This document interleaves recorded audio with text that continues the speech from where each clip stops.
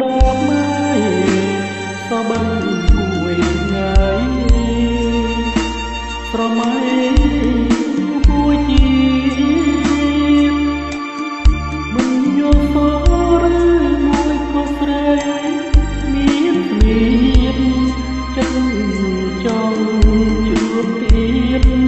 ដើម្បីឲ្យអរចិត្ត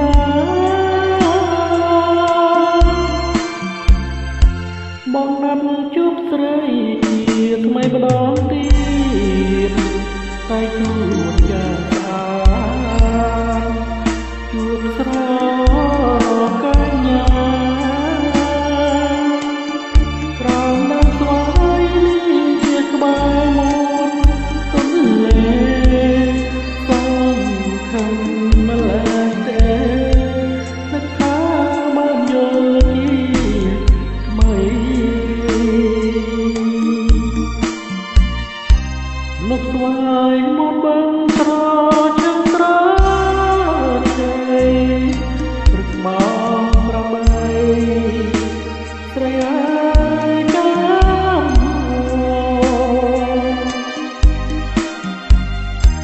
អង្គុយតែងខ្សែស្រណោះទៅដើរថា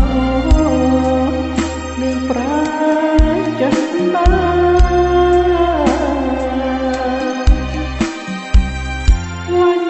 ក្រោយប៉ា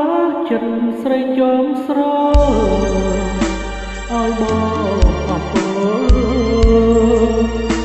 ជាច្រើនមកហើយហូមរកតែមិនបានឡើយអើយចិត្តត្រកអើយទាំងឡាយលាសំណា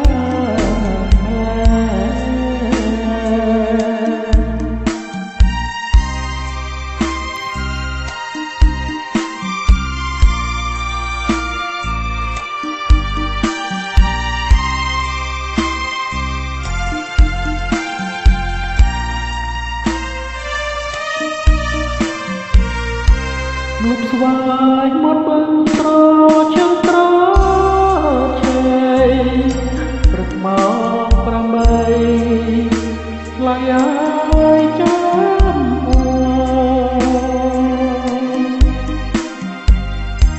អង្គុយតែខ្សែស្រណោះទៅដឹងថា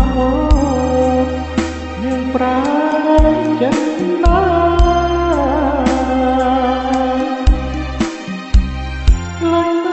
ក្រោយប៉ាចិត្តស្រីយំស្រអោបងអំពើ